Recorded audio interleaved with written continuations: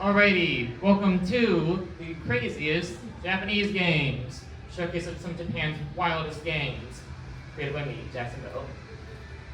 So, this is going to be a very long panel. 90 minutes, full-length feature film.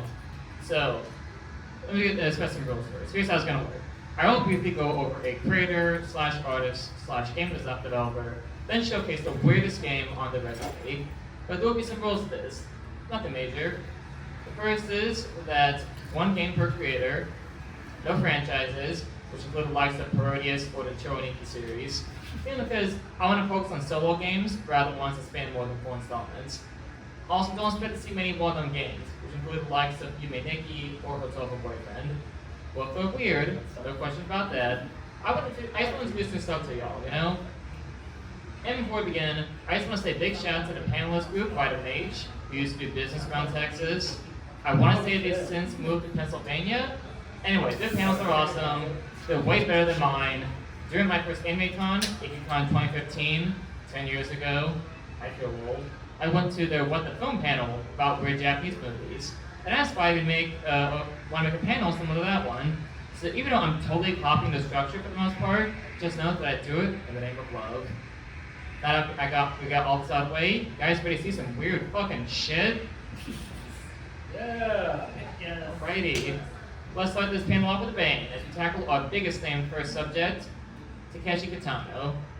Who's probably the most famous person we're gonna spotlight here. Born in 1947, Takeshi is a legend among the Japanese entertainment industry. He's honestly a true Renaissance man, having acted, directed, and written several movies. Along with being a comedian, he's hosted a game show Takeshi's Castle, he's an artist, a poet, he's done it all. Over here in the West, he's primarily known for playing the evil teacher Kitano in 2000's Battle Royale. But alongside his list of accomplishments, Takeshi was also a one-time game developer, having created a game on his own all the way back in the 80s, despite the fact that he openly hated video games. That game was Takeshi's Challenge. Developed by respected gaming company Taito and released in 1986, Takeshi's Challenge can be considered the first troll game where the goal wasn't to have fun, but to annoy you, to piss you off. It's all a big joke on Takeshi's part. Now, the game doesn't really have a story, so the best it can come up with is that you play as a nameless salaryman who was thrown into the world after being fired from his job. Everybody's out to kill him for no discernible reason, and you're free to do whatever you want in this town. Later, you uncover a map that leads to some serious treasure. Takeshi himself came up with these ideas while drunk and pitched them to the folks at Taito to incorporate into the game. And they included every single one of his ideas. So this game can be considered the drunken ramblings of a bad man with a wild sense of humor. The game is infamous for its sheer unfair difficulty, making it one of the hardest games of all time. You'll see why in a second. The game was released for Famicom, aka the Japanese NES, and was re-released on Android phones decades later. But as is, the game is forever trapped in Japan, probably because Takeshi Kitano was pretty unknown to American audiences back then, and the game would have been censored to hell and back if it would be marketed to Western kids like every other NES game back then.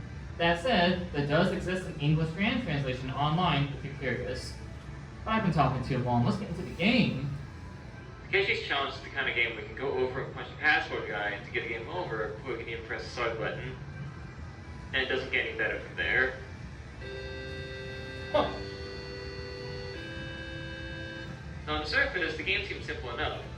You can walk around town, jump 50 feet in the air, and punch anybody you meet. Unfortunately, you're going to run into trouble with the Yakuza, who will drain you of your health no matter how hard you attack or how fast you run away. And if you die, you're kicked right back to the beginning of the game, as the game has no save feature, so be prepared to see this game over screen several times. Madness sets in almost immediately when you listen to the score, which consists of only one song, a really irritating one at that, on a loop.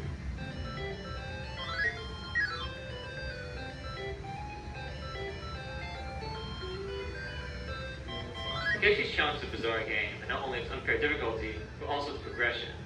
This game is impossible to beat without a guide, and that's not hyperbole.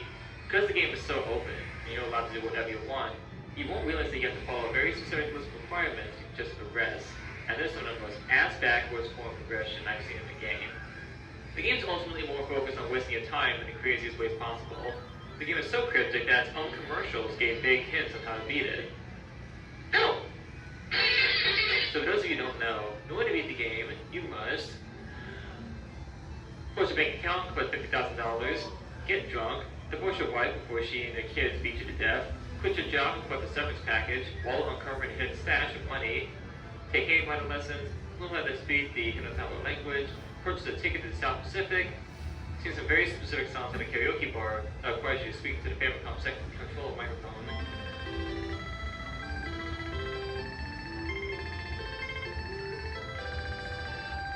Beat up some invading Yakuza, and acquire a treasure map from this random old man. But the map's blank, so you need to either stare at the screen for 5 minutes and cry, quote unquote, in the second control microphone, or do nothing for 1 whole hour.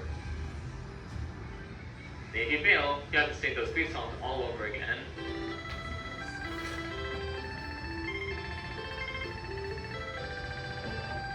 So after all that, you head to the South Pacific, look for treasure, get yourself a canteen and gun, and now you have to go hang gliding to another island. Because if you choose any other option, you will automatically die. And just a reminder, if you die at any point, you have to start all over again. Again, 1 life, no checkpoints. And this makes the hang gliding section the worst part of the game, because 1 small mistake, and you have to redo everything. Everything. But once you finish that section, the treasure hunt commences. After shooting a bunch of dudes, the treasure is finally in your grasp. Oh, remember that old man from earlier? Well, you actually have to murder him after he gives you the map. Because if you don't, they'll show up out of nowhere at the very end and kill you.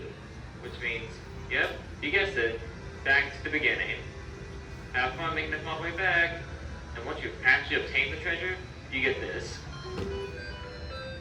Amazing. Well, at least he's honest. You actually bothered to finish this crappy game? Sucker, don't take it so seriously. Now I just want to say, we're about to go from talking about one of the legends in Japanese entertainment to this guy. Yoshihisa Kurosawa, aka Cowboy Kurosawa. Born in 1971, Kurosawa is a businessman, journalist, essayist, and former game designer back in the 90s. Kurosawa's writing often explores very controversial and taboo subject matter, which extends to his video games. Kurosawa got into game development at a young age, making unlicensed games that tackle contemporary Japanese politics and controversial topics. He even owned his own piracy website where he could illegally download video games on floppy disks. One of his games was Story of Kampushiki Village, which is a management sim meant as a satirical jab at the then rising on-screen video cult.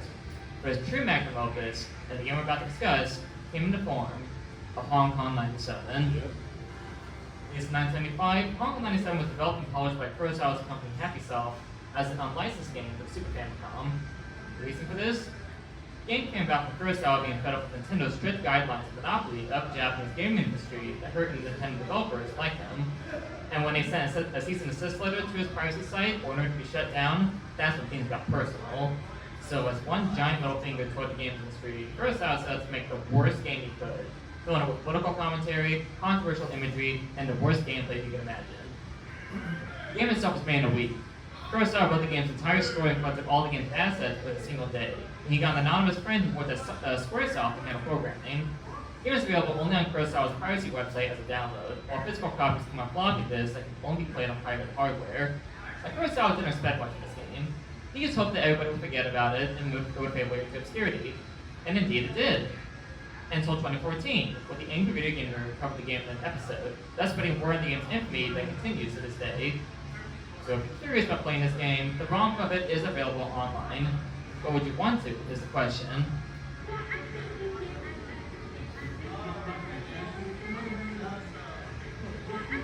So Hong Kong 97's plot, before I call it one, involved the then upcoming 1997 transfer of Hong Kong from the UK to China. But this resulted in a whole bunch of ugly reds in Hong Kong to increase the crime rates. To combat this, the Hong Kong government summoned Bruce Lee's relative, Chin, who wiped out 1.2 billion communists, which was the entire population of China at the time. But behind the scenes, the Chinese government decided to unleash their own secret weapon. Late President of China, Deng Xiaoping, was converted to a giant floating head that tries to crush you. Eerily, Tom is based on then President of China, Deng Xiaoping, who will later die in 1997. Coincidence?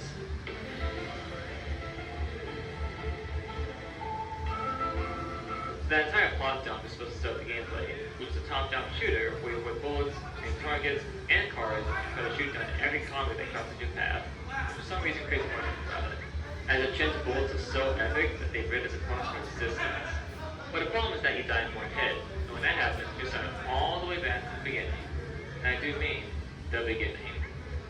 There was one single power-up though, syringes, which I think are heroin needles. They spawn from some enemies after you defeat them. These increase your speed and give invincibility for 5 whole seconds. Look at Jin go! Levels, so to speak, are comprised of copyrighted images with no sense of shame. Shit is literally ripped straight from a Jackie Chan poster, and the infamous game over screen is taken from a murder movie collection Kurosawa had lying around his home. What also adds to the game's insanity is, of course, its score.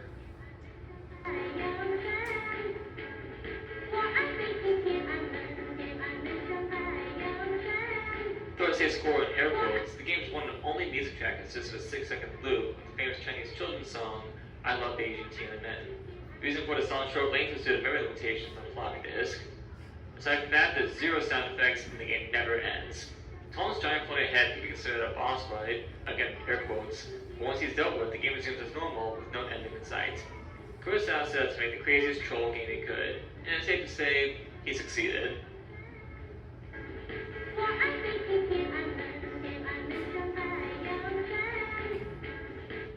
Alright, that's it for troll games. Now we're actually going to talk about games that have effort put into them. Let me just say that when it comes to weird Japanese games, you can't talk about them without bringing up this guy, Osamu Sato.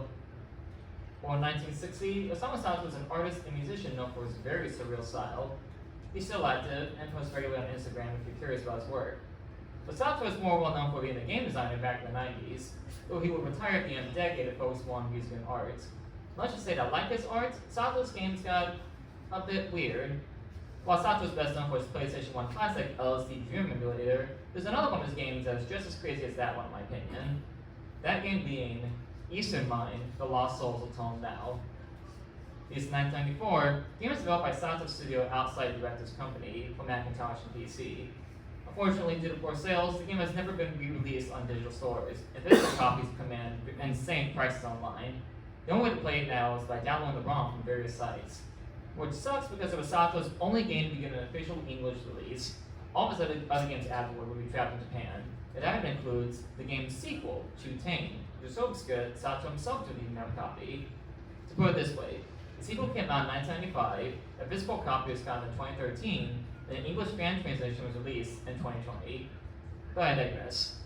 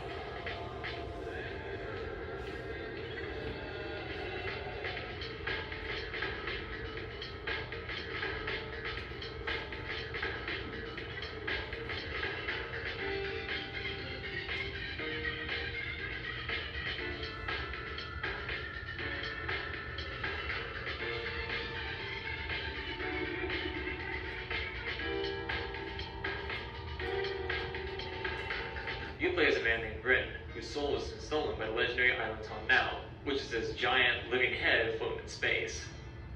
Thus, you have to venture forth to retrieve your soul before you die in emptiness, which you're able to do after your friend lends their temporary soul to you.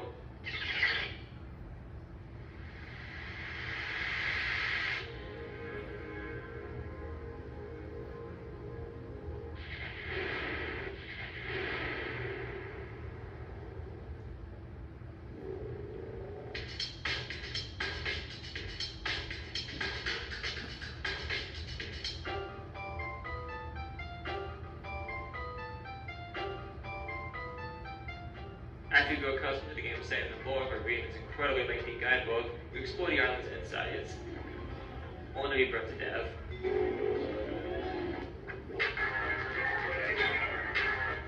Now resident of the island, you're given a chance to retrieve your soul and discover yourself by retrieving 9 nameplates, which you will use to acquire the 5 Megatamas needed to retrieve your soul.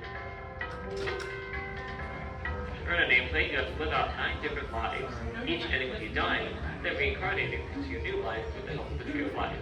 Rinse and repeat until you collect all the nameplates.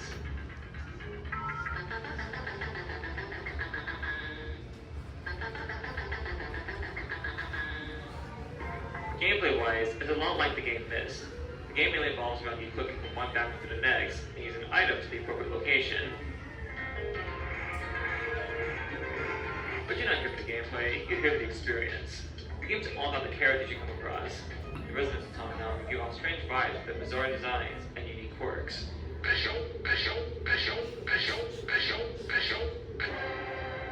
Basic gist of the game involves you picking and choosing which reincarnation you want to play as. Then explore the various sections of town now, looking for a way to end your life and acquire the next nameplates.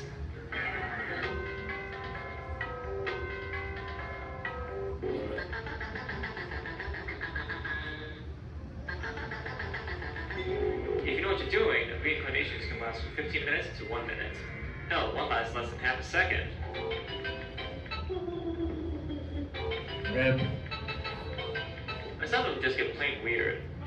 Like the reincarnation Zen, who is forced to guard Han Chin. Zen is permanently trapped in ice and can't move his body.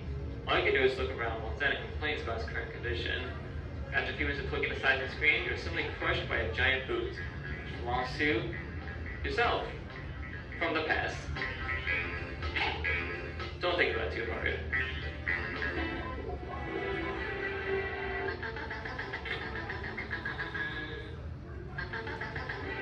Yes, it might be abandonware, but the experience itself is totally worth it.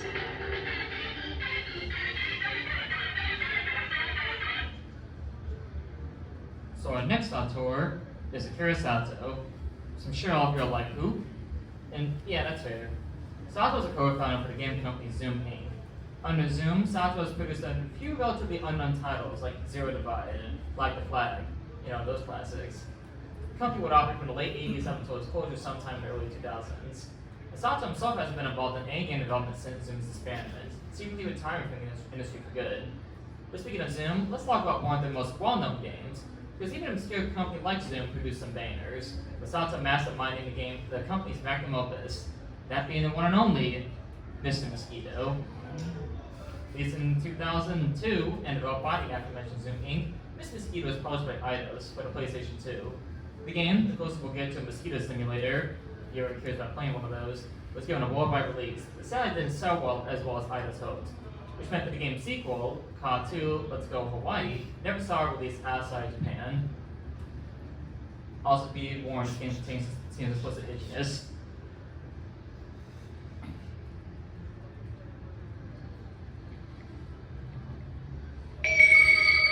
Welcome to the home of the Yamada family. It's summer. Do you like summer? Summer drives people crazy, and that makes them commit terrible acts. Take the tiny, harmless mosquito, for example. It doesn't have enough time to do much during its one precious short life. Yet with one swipe, a human can snatch such a priceless life away without a second's thought. I am sure that you may already realize that you are a mosquito. As a mosquito, there is something that you naturally have to do. You have to suck blood. You must suck and store away as much human blood as possible in order to survive the winter and see another spring. It may come as a surprise to you, but you're not welcome in the Yamada family home. Why on earth not? Because you make people feel itchy. Bear in mind that they will go to great lengths to protect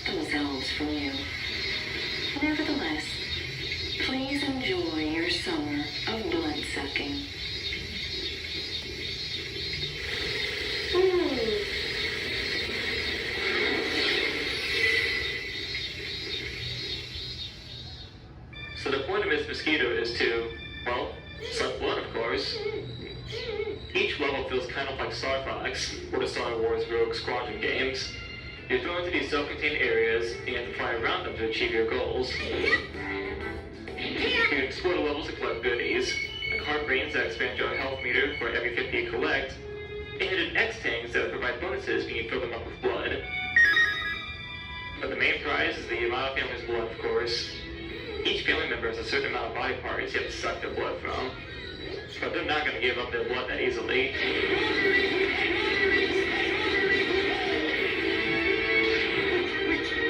To get these points requires some puzzle solving, mainly interacting with the environment in order to distract them long enough for the points to be exposed. Listen. Oh, sure. Once you've locked on, it's time to suck blood, which you do by rotating the right analog stick. Yeah. The medium on the far left is a blue bar, which you need to keep the vertical in. You also need to keep track of the bottom stress gauge, since if you cycle up too long, a family member will notice and will try to smack you off. Should you be spotted, you'll engage in combat. Oh, dear. And despite their goofy personalities, the family will fight back. To succeed, you'll need to locate the family member's pressure points, then headbutt them in order to get them to stop attacking you. As the game goes on, and the family starts getting sick of good antics, more obstacles appear. From poisonous gas, to bug repellent, to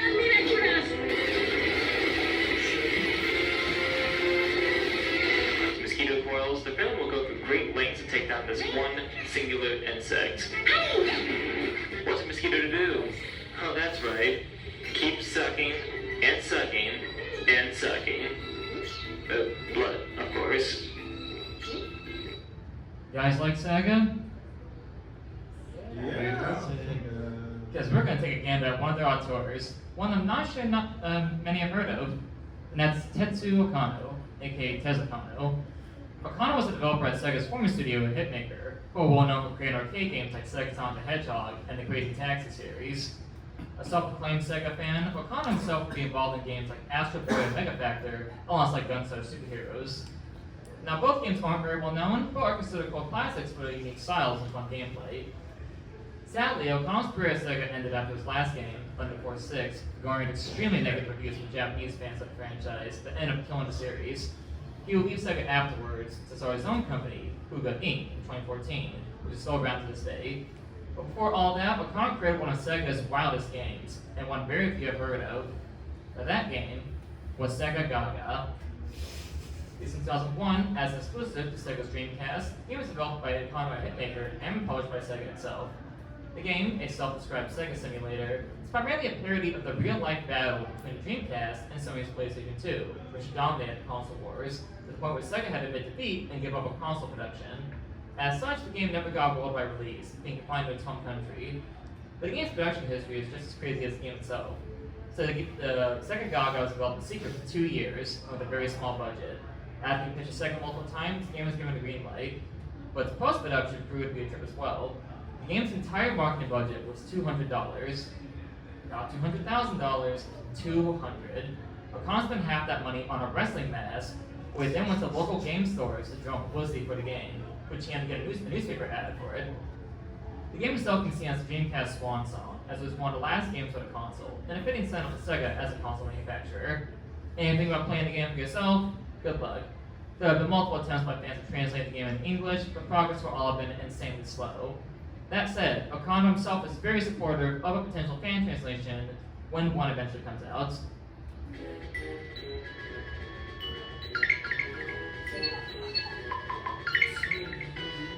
It's the year 2025, and Sega is not doing so well in the console division. And that's thanks to the sinister Dogma, a rival gaming company who owns 97% of the gaming market share. Yes, this is a world where Sega managed to outlive Nintendo in the console market. Proving a complete monopoly of the entire industry by Dogma, the CEO of Sega launches Project Sega Gaga, where random teenagers are recruited to bring new life into Sega games and to help reclaim a position in the gaming industry. One such teen is our protagonist, Taro Sega. Yep, that's really his last name. As Taro, you're tasked to make your own Sega games and increase the company's profits.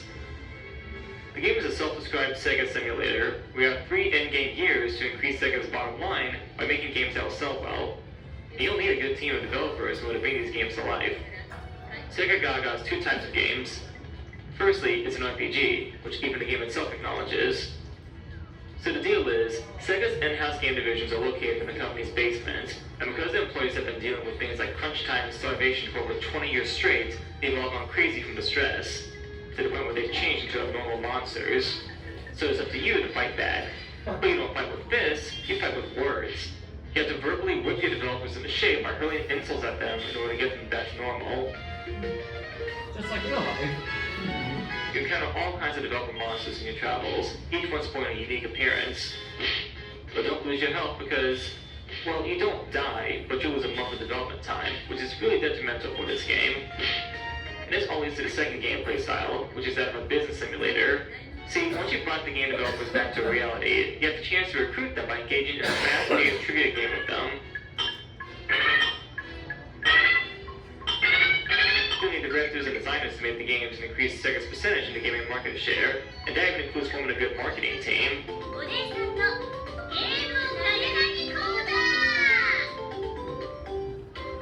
With your teams, you have the choice of making a few high-quality games, or a ton of cheap shovelware titles that will quickly increase your profits.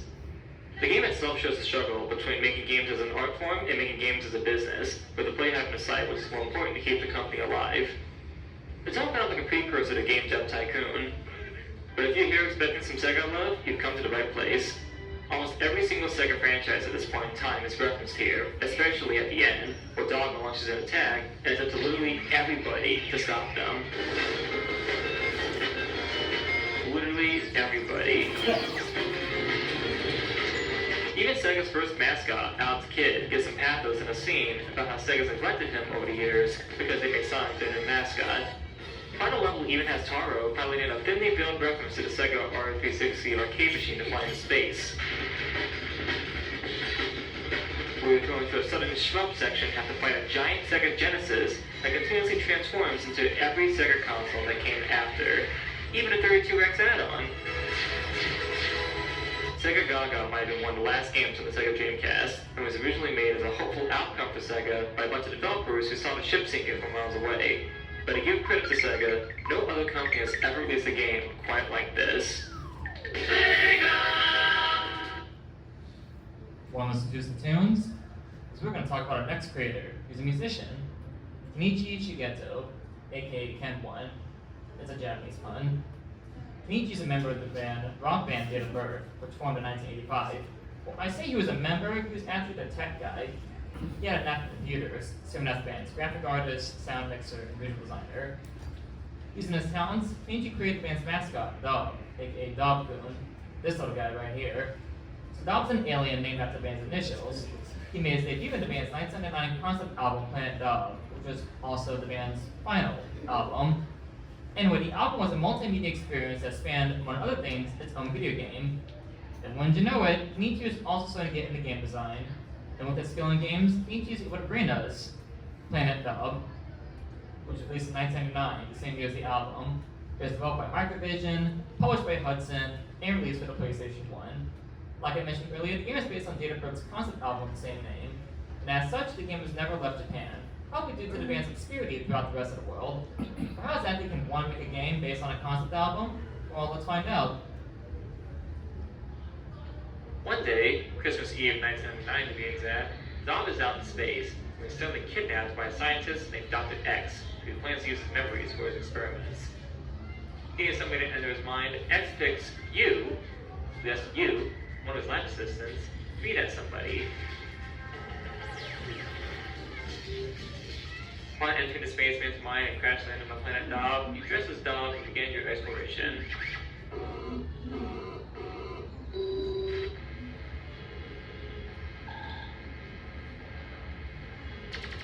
So to recap, this game is called Planet Dog, and you don't play as the actual Dog, instead you play as a guy dressed like Dog, exploring Dog's subconscious. Everybody got that? Yeah. The gameplay is hard to describe. Your goal is to run around these hub poles collecting these little cubes known as bits. There are 144 of these bits out there. Time to get them? Or you either find them out in the open and collect them for a specific whistle, or you perform minigames to acquire them.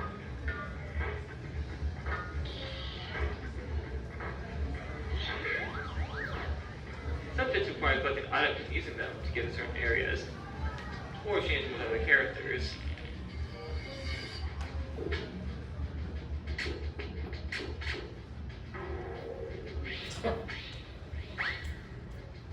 Once you collect your bits, you'll need to deposit them, otherwise you'll encounter some jerk who will steal them from you. And then you have to collect them all over again. So in a way, this game has the design of Adventure Collectathon like Banjo-Kazooie, the psychedelic aesthetic of Space Channel 5, and the gameplay loop of Sonic 3D Blast. The bits need a little bit of progress to the next hub world, because if you try moving on otherwise,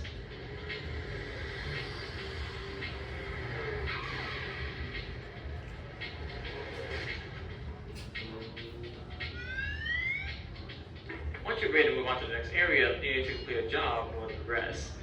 This includes helping build a multicolored rope by matching each row of blocks,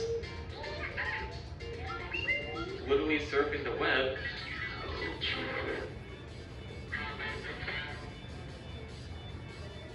and Buster Brothers. Like, it's literally Buster Brothers. This time in unique angles. Well, interesting that the minigames aren't worth busting your butt over. Get it? Bust your brother. Bust your butt? Anyway, I'm bad at ending these, so how about some more cutscenes?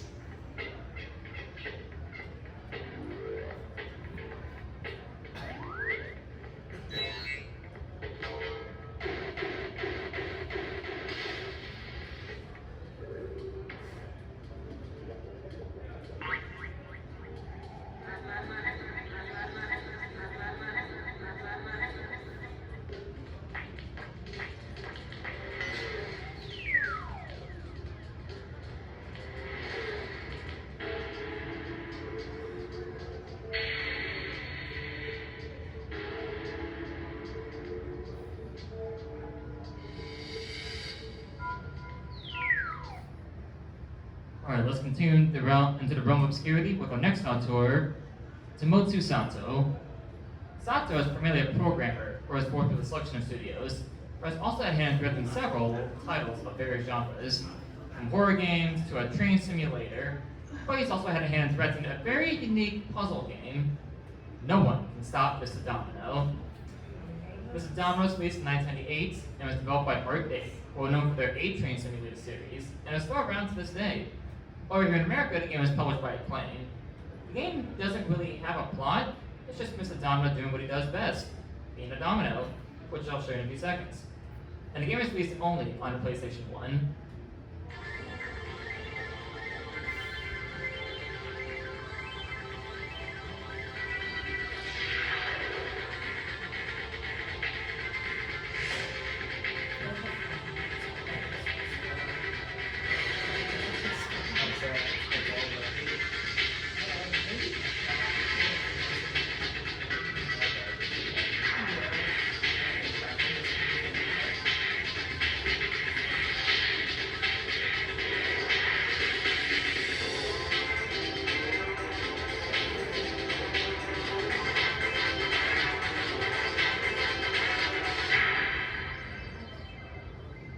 Life has 3 rules. Nobody can eat Dover and Lindo's sesame cake, nothing can kill the grimace, and no one can stop Mr. Domino. Mr. Domino is a puzzle game of sorts, all about racking up points to proceed. Mr. Domino can't stop running, and as such, Mr. Domino can only lay fellow non-sapient dominoes down and topple them over. There are plenty of obstacles in your way, from paths that speed you up or slow you down, to buttons that reset your progress. You want to set your dominoes up on these growing spots, but if you want to get more points, you want to set them over buttons that activate special chain events and further boost your combos. You need a lot of points to progress to the next level, so if you mess up in a level, just keep trying again.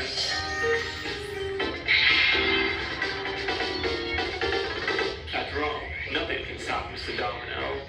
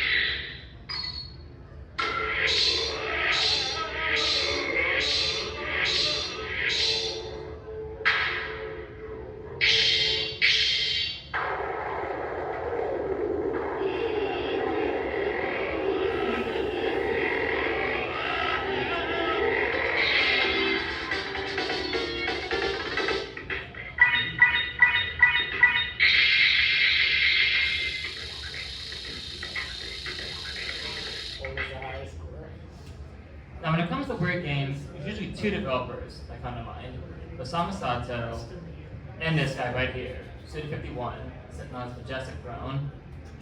Born Goichi Suda, Suda51 is a game designer and writer born in 1968.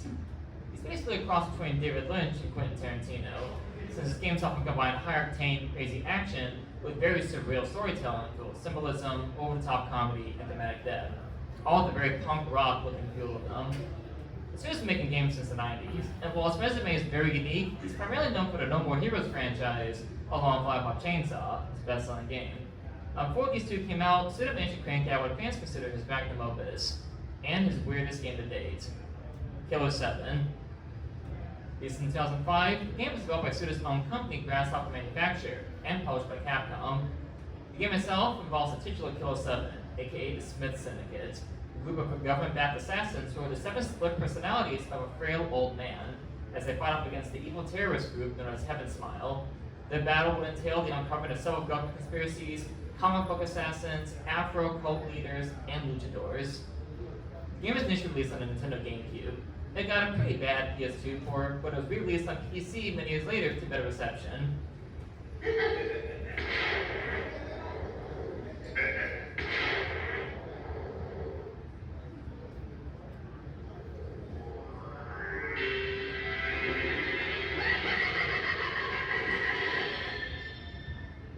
Killer 7's gameplay is unlike any you've played.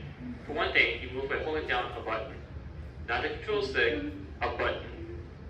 You're constantly on rails with no freedom of roaming environments, save for frequent forks in the road. Combat, though, is something else entirely. Entering combat requires stopping your tracks and going into first person, where you have to fight off against the Smiles, invisible monsters who explode on contact. The Smiles make a beeline towards you as you enter an area, so it's up to you to take them out before they take you out.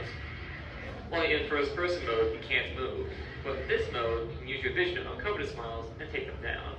And while you can shoot them until they keel over, you're encouraged to aim for the lone weak points, which will net you more blood.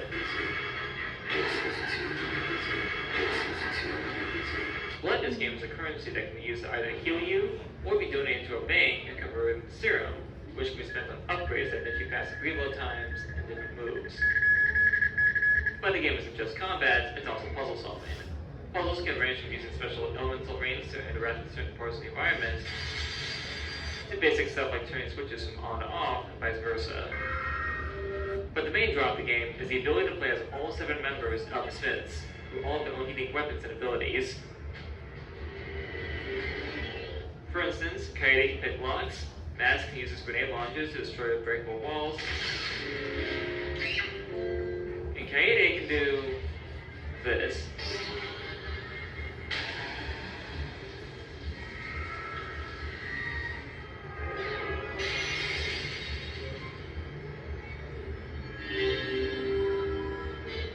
The ultimate goal of every level is to acquire soul shells.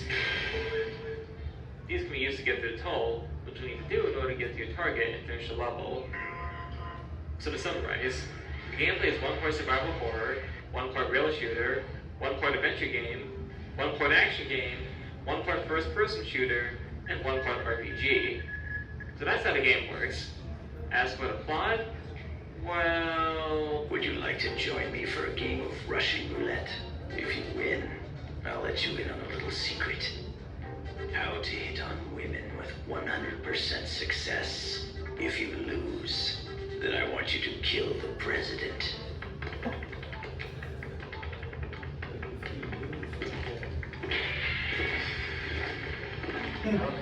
Let's hit Texas first. Texas? The t-shirt. Nobody wears a t-shirt that says Texas Bronco. Except in Texas. Light is caprice. Sometimes it escapes the darkness. Other times it desiccates us with absolute unpity. Wherever the light may lead, a beast awaits. You shall be king traveler. さっきた吐きだめの鬼たち純情可憐な花一輪豚の群れを殺めてくれよヘッドマスターニードガールあやめブラックバーンサバイブ Why do they treat elders like we are such nuisance? Only if they much we truly contribute. What is United States? What is the purpose of the president? I'm Japanese. How the hell should I know? This blood. It tastes like Mr. Almeida's. Oh my God! I can't hold back! Oh God! I'm coming!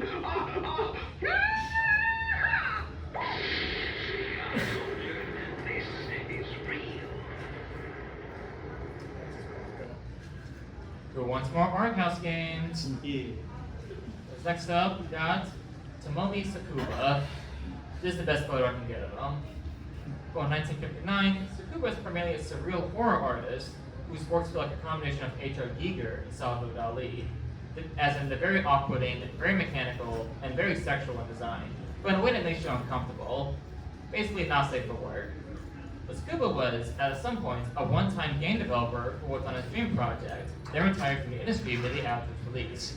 He's honestly one of the true granddads of the Japanese indie game scene, and his one and only output is known as one of the weirdest games to come out the country. I'm of course talking about Garage, Bad Dream Adventure.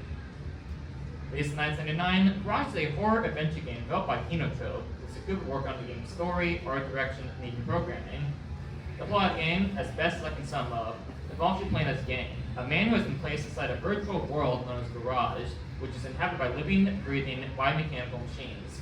But Game, having gotten amnesia after waking up in his room, wants to escape, and to do so, he'll need to find his shadow by unraveling the city's darkest secrets. Oh, and sneakers are involved. That makes a bit of sense in context.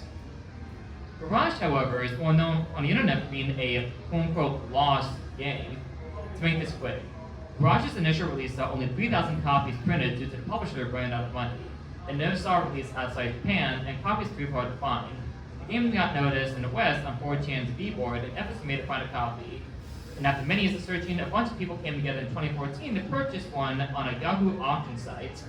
The game's ROM was uploaded online and given an English fan translation in 2020. But this massive surge allowed Sakuba to realize that there was now more interest in Garage than before. So in 2021, Garage was given an official English release on mobile phones, completely remastered, and come with new quality of life updates that make the game far more playable today. And the remaster will later see a port to PC and Switch. But lost in the scope of all of this is one thing. Is Garage even worth playing? Was all the time, effort, and money in finding a single copy of this game worth it? Well, let's take a look.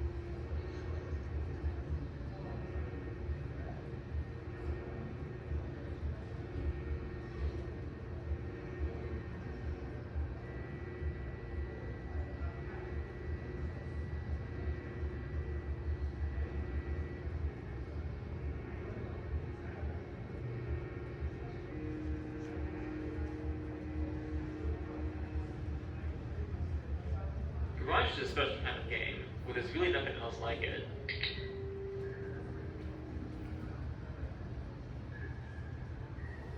It's an art house game that houses a really disturbing, yet fascinatingly hypnotic art style that feels like H.R. Giger on an acid trip. The game contains pre-rendered character designs, but backgrounds of still images made in Photoshop. The world of Garage feels very alien to us, but it's also pretty bleak. The atmosphere feels very oppressive and claustrophobic, not helped by the very minimalist and often droning soundtrack.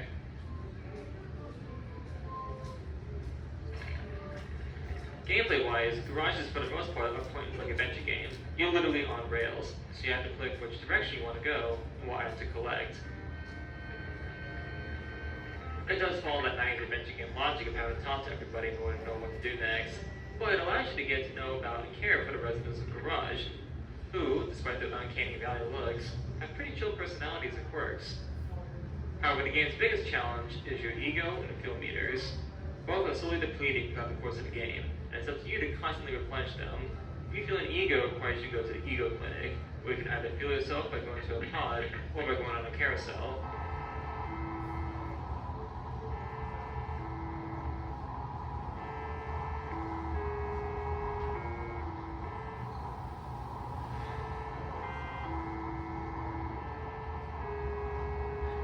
Replenishing your fuel is another thing. You have to attend milky fuel stations, where you have to pay and pick which woman you'd want to replenish yourself.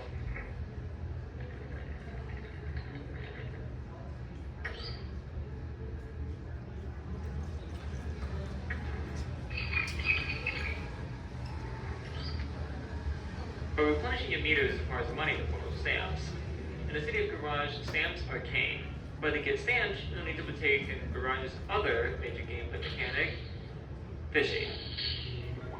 Yes, this game even has fishing, and it's pretty in-depth for the most part. You choose which hook you want to use, and the bait on that your big catch. You're primarily fishing for frogs and crabs, and they fish don't actually exist in this world. Getting bait requires you to place bottles around town and retrieve them after a while. Once you cast your line, you have to reel your hook in by keeping your reel bar near the bottom of the screen, as that'll deplete the frog's health meter and allow you to catch them. But you also have to keep track of the tension gauge, because if it's too high or too low, you lose your catch. You primarily want to catch rare frogs so that you can trade them in for money, but it's also required in certain parts of the story. Speaking of which, what makes Garage even more weird is that it's one of those games where nobody is straightforward about anything. The residents of Garage prefer to communicate in metaphors and write notes that will have you read them slowly to make sure you're understanding them properly. Garage's story is one of interpretation. There are several different ways to view the characters, and the game's themes can be analyzed in several different ways. But then again, that's what makes this game so unique.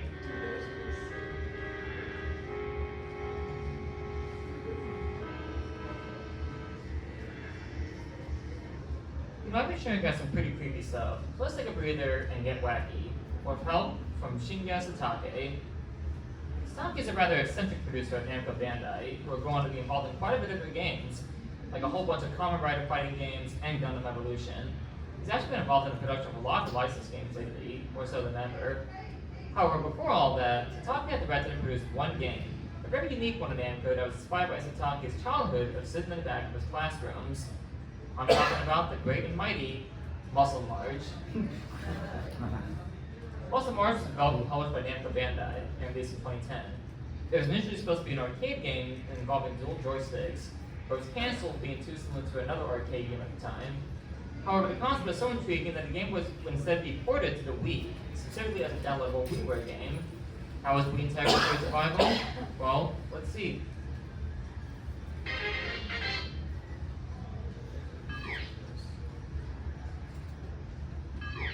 Oh boy, how to describe Muscle March?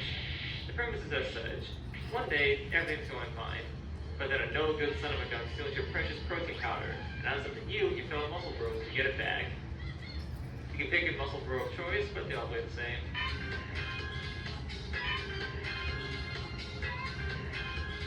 Alright, chase time. The game makes a sense of use of the Wii's motion controls. First, you chase him when we get silhouette in the wall, and it's up to you to move your arms to the Wiimote nunchuck to correlate with the pose left behind. As the chase goes on, you lose one more of your teammates, which increases the tension as you're given less room to fail.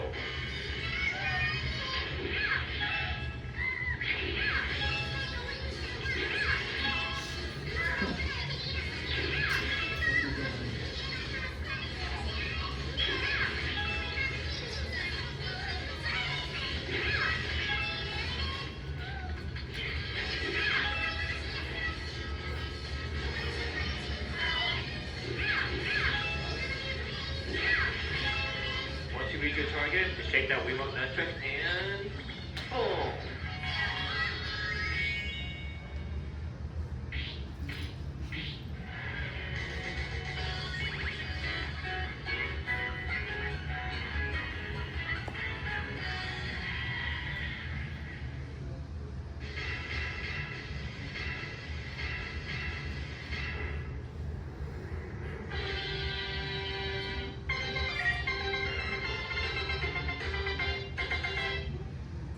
Alright, so for our next few games, we're going to play with the rules for a bit and talk about a company. 3 of them, in fact. Our first one is the Tycoon Corporation. Having operated from 1998 to 2001, Tycoon didn't really have much of an identity other than their attachment to Aspen Ace, a Japanese publishing company who often went to Tycoon on several games, such as the third game in the Dokapon franchise on the PlayStation 1, and they even made a horror game based on The Ring for the Dreamcast. But one of the more unique games was the one and only Oh No! And yes, that is the game's official title. Released in 2000, the game was made by Typhoon and published by Asmodeus. The game is also a collab with TBS, not Turner Broadcasting System, but Tokyo Broadcasting System, the channel behind Takeshi's Castle, which, you know, it all connects. The game also has some nicely animated cutscenes by Studio Dean that feel straight out of a TV show. Supposedly, the plot the game has is that's all about the Ono family, which comprises of a mother and mother, father, the grandparents, and the 3 Ono brothers, which you play as. And it's all about all the wacky antics you get into in a single day. Now the game is super Japanese, and that hasn't been released outside of the country. And the game itself was a PlayStation exclusive.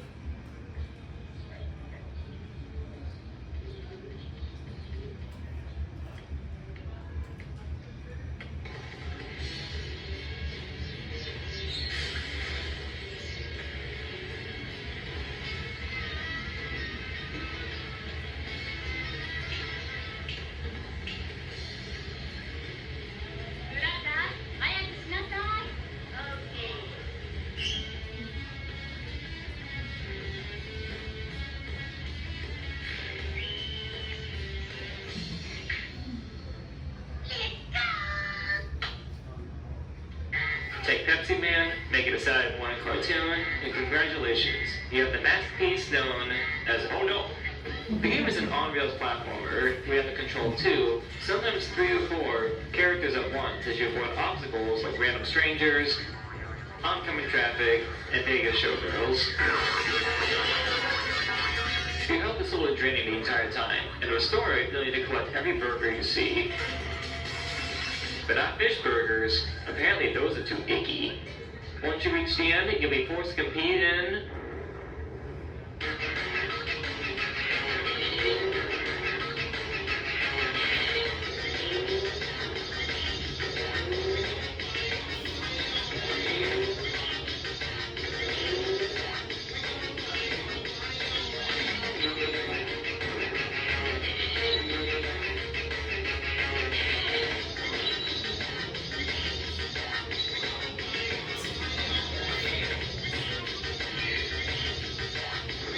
a dance-off. And there's 2 kinds of them. One that requires you to manage to shit out some buttons to fill up your meter, and another that's a more traditional rhythm game. Story-wise, the game feels like one of those wacky slice-of-life comedy anime that's more about antics than plot. Such highlights include getting chased by a guy in a bulldozer, which, to be fair, they were messing with his wife. And spending some quality time with Pops by snooping on some couples having sweet, sweet park sex.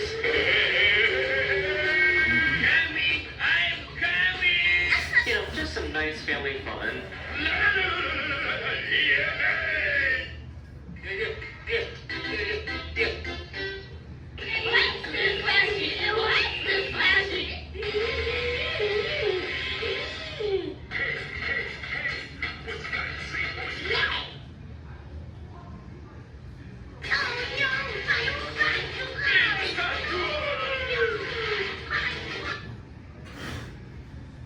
So our next company is Nihon Application Co., or NAC for short. NAC is a very mysterious company, and not much is known about them, but the glory is primarily being in the 90s. Now, NAC are known for something is the JRPGs and dungeon crawlers, such as the Gekyuden series, which has spanned several installments. However, one game right there stood out from the rest, and that game was Engacho. Developed and published by NAC and released in 1999, Engacho is loosely based on a Japanese ritual popular with kids. Let's say a kid accidentally steps in dog shit. They do a hand gesture with a friend while saying Engacho to rid them of the grossness. I'm guessing because of that, the game has never seen a worldwide release, only confined to Japanese consoles. And the game itself was released on the PlayStation, with a WonderSwan port following suit. Now, gross out stuff was all the rage in the 90s. This was a decade where Ren and Stimpy thrived after all. So why don't we talk about this game? Well, let's take a gander. Suzuki is a kid who's afraid of everything. This pisses off his dad to no end, so as punishment, he chucks him down to the basement to face his fears. There, little Suzuki meets, these guys.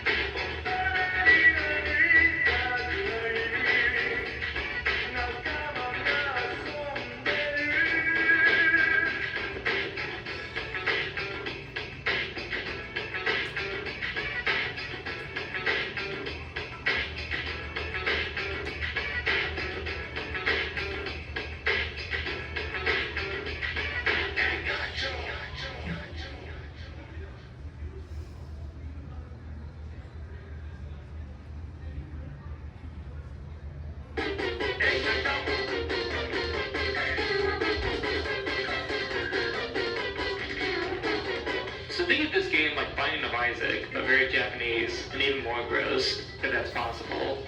As Suzuki, you're tasked to escape the basement by getting past all 100 rooms.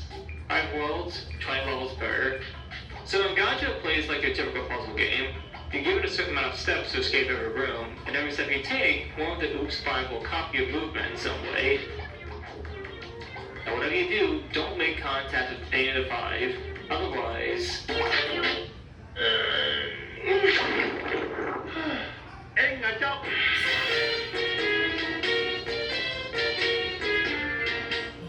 What you have to do is trick each member of the 5 into trapping themselves so that you can make it to the exit without any worries.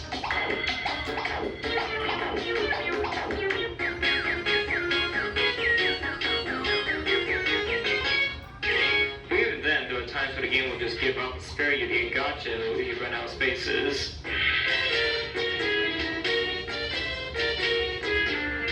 Who can't beat them? Join them. And gacha.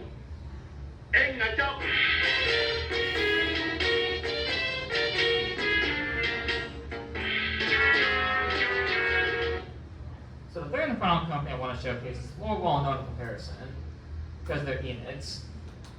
So Enix was a company originally founded in 1975. They started out dealing with real estate and tabloid publishing before making the transition to the games industry, where they made a splash with the Dragon Quest franchise back in 1988, which is still ongoing to this day. However, Enix as a solo company wouldn't survive long. In 2003, they would merge their financially flailing Squaresoft and become Square Enix. But before that, Enix as a publisher entered an experimental era of sorts in the late 90s and early 2000s. And when I say experimental era, I mean experimental. During this period, they would develop and publish any game they could think of. While the West would receive any of these games, since they were too Japanese for their own good, they would go down in history as some of the country's craziest games. But for Ushicon, I decided to show off one of Enix's smuttier titles. I give you the one and only Super Galdelic Hour! Developed by X-Rays in 2001 for the PlayStation 2, the game's style was deemed unsuitable for the Western market, not helped by the fact that it got relatively mediocre reviews in Japan.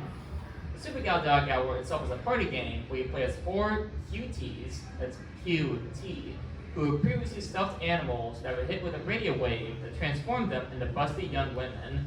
The premise is that you're on a game show hosted by C-Stab that's being broadcast across the entire galaxy thanks to a pirate satellite channel called QT's Jack TV. So imagine sexy Teletubbies meets Mario Party.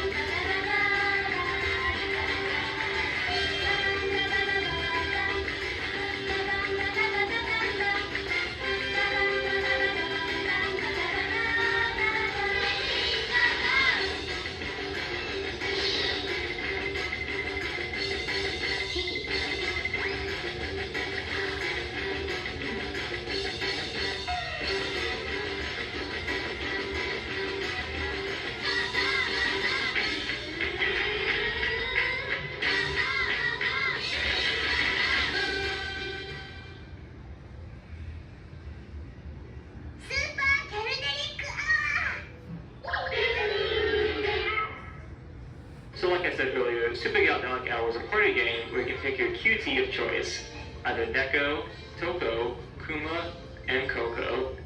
Once you've selected your character, you'll then be put through a series of sexy, quote-unquote, mini-games. Such mini-games include Whack-A-Mole,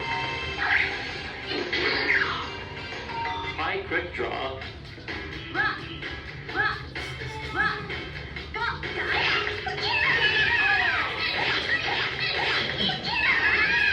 Hip Sumo Wrestling, Jump Rope,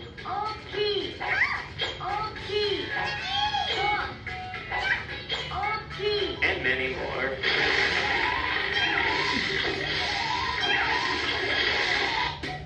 And you must has commercials. Upon winning, you get to launch your opponent out of a cannon.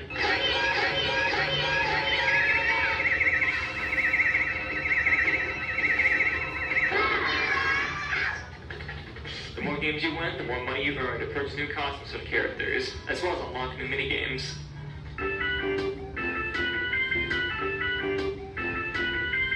Now let's be honest, there's only one reason why this game is made. One specific reason. The game even comes with a replay mode where you can rewatch your previous games and get some nice close-ups. So if you find this attractive, well, to each their own, I guess.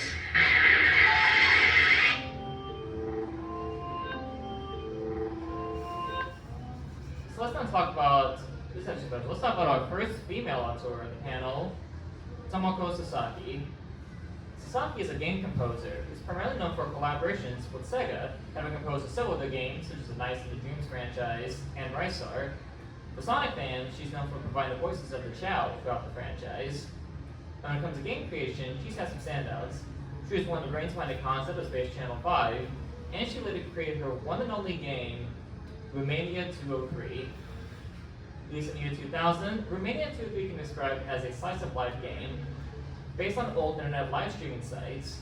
See, back then, people didn't live stream games, they live streamed their daily lives.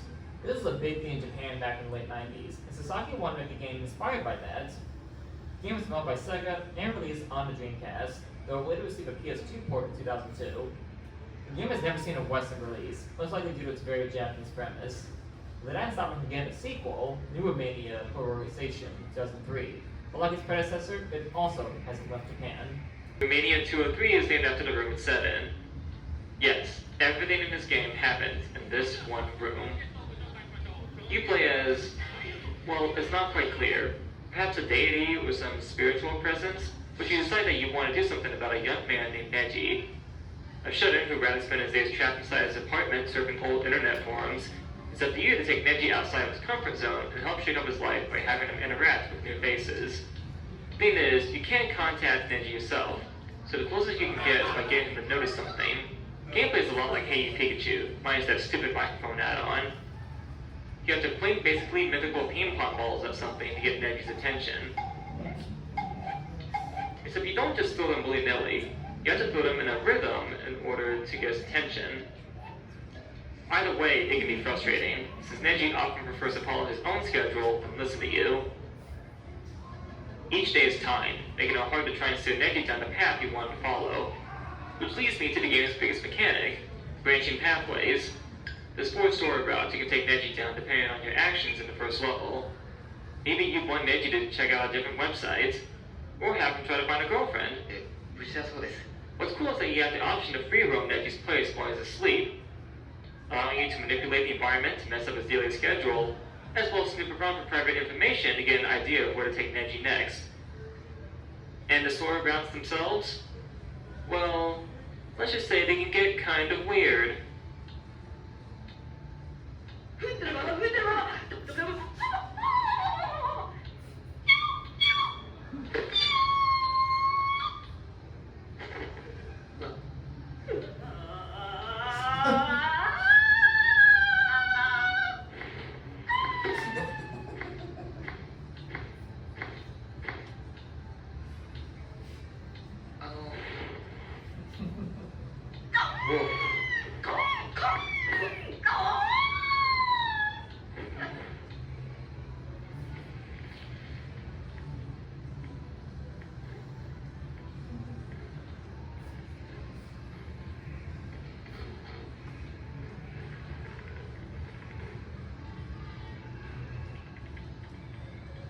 にちは。僕はワン吉。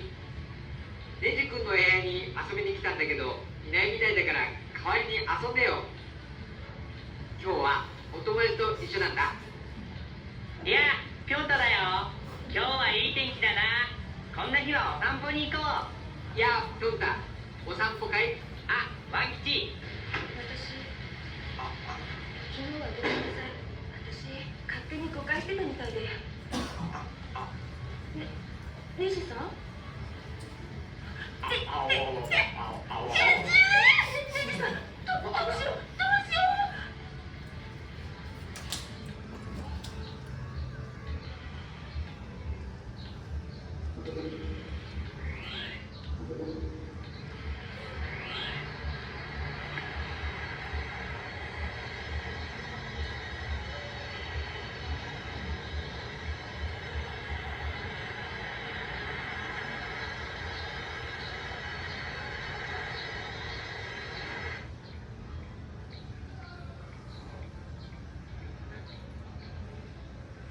I can't believe we've gone as far without talking about a single JRPG.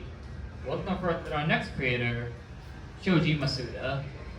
Born in 1960, Shoji is a screenwriter and game designer who has gone to found his own gaming company, the Mars Corporation. They're responsible for Japan-only titles like Gun Parade Orchestra and Ori no Shikabane wo Goite Yuke. Really well-known titles. Shoji is primarily known for his abstract RPGs, one of which has been described as one of the weirdest JRPGs of all time, if not the weirdest, Linda Cube. Released in 1995, the game was developed by Mars in conjunction with Alpha System and published by NEC. The game has been described as Pokemon meets Earthbound, or the healthy dose of surreal horror. It was initially released on the PC, but over the years it gained updated ports for the PlayStation 1 and Sega Saturn. Alas, like Shoji's other titles, the game has never left Japan. Though as of last year, the game has seen an English fan translation released online based on a PlayStation version, which includes full anime cutscenes. So if you want to play this game, you now have a way. But would you want to is the question. It's the far future, AMD 1991 to be exact, and a meteorite known as the Grim Reaper is set to destroy the planet Neo Kenya in 8 years. In response, God has bestowed the Astro Arc, and it's made it very clear that he requests a man and a woman to gather up 2 of every animal on board said arc to mate.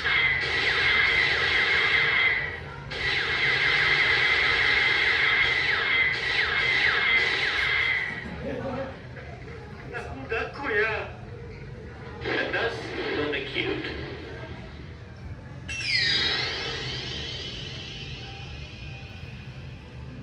There's a lot of stuff going on in Linda Cubed, but first, it's gameplay.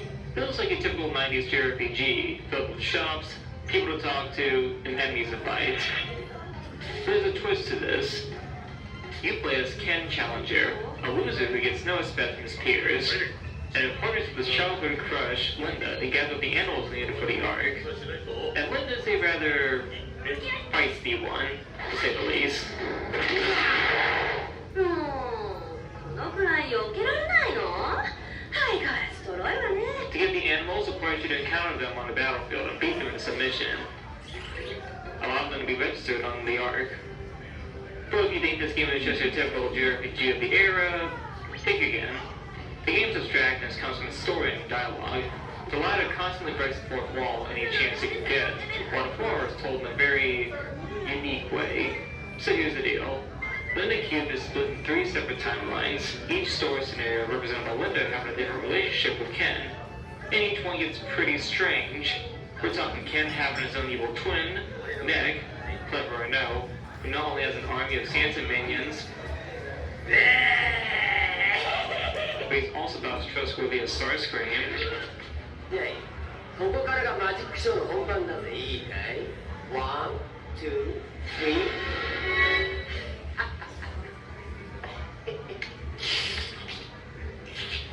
何じゃ、俺たちの母さんもこんないい匂いがしたのかな。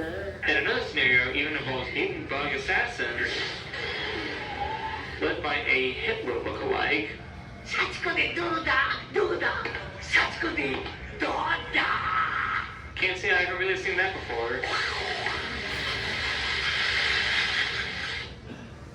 Alrighty, next up, It looks like this ought to be our final game of the showcase. Although I may show one more if we still have time after this.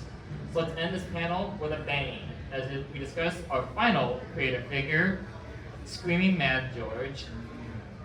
Born in 1956, under his real name Joe Vitani, George is a special effects artist, director, and musician who is honestly one of the best in the business.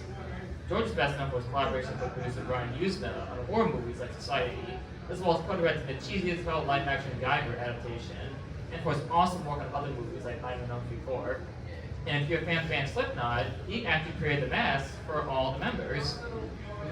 George has since retired from special effects to work primarily on art, but he's left behind a very thorough legacy that not many talk about. Well, like a lot of others we come on this panel, George was a one-time game designer. That one game he worked on, Paranoia Escape. Released in 1998, the game was developed by Matilda Studios, a company founded by George to make this one game and nothing else. So Paranoia Escape is a first-person pinball game, if you heard me correctly, released for the PlayStation. The game has no plot, but its premise can be found in the instruction manual. Basically, two demon brothers have been selected by Hell's government to complete a set of tasks in the Paranoia Escape in order to become the Demon King's true successors. The brothers themselves must use the traditional flipper bats and the brain ball to progress through the insanity that is the Paranoia Escape. But the game is sadly stuck in Japan, despite the fact that it seemed like it was going to get an English release. Many speculate that it was something too weird to earn its money back overseas, so the release was cancelled. But is it possible to be too weird for the 90s gaming market?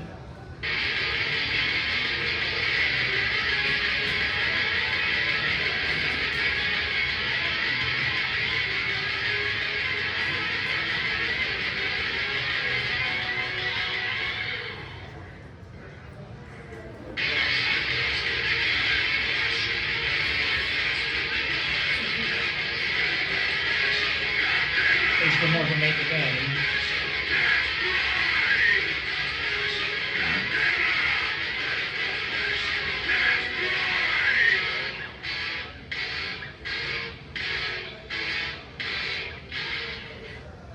What happens when we let the guy behind these?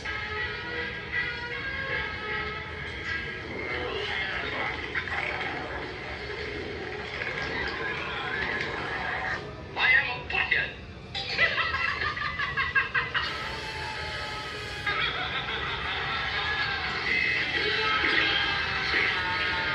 Make his own video game? You get Paranoia Escape, a first-person pinball game set in hell itself.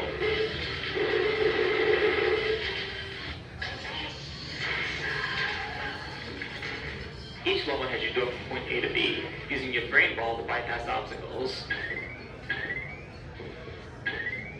Other levels try to be more creative, like this one, where your brain ball is stolen, so you have to propel these sperm-like dudes to the thieves while putting giant feet and hands trying to crush you. The final war is where these get even more crazy, with women's faces on walking butts, cockroaches with human faces, statues with mouth breaths that scream whenever you hit them.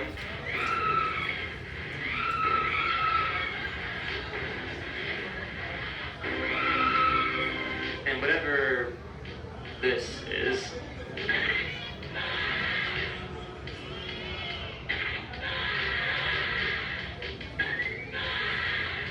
George himself even makes an appearance in this world.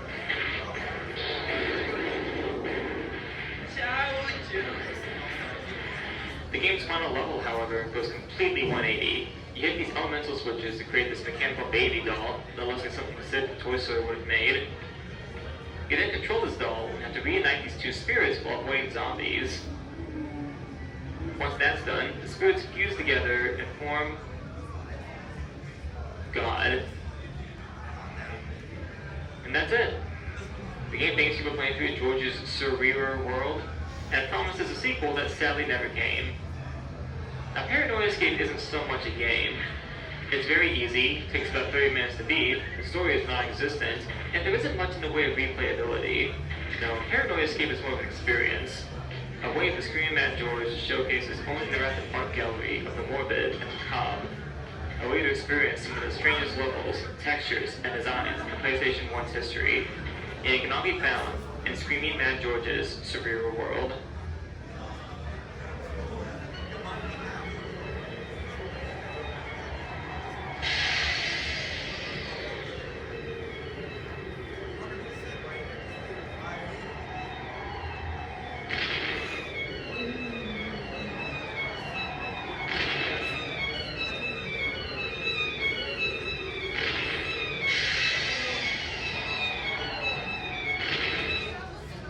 Thanks for coming, everybody. That's all. Yay.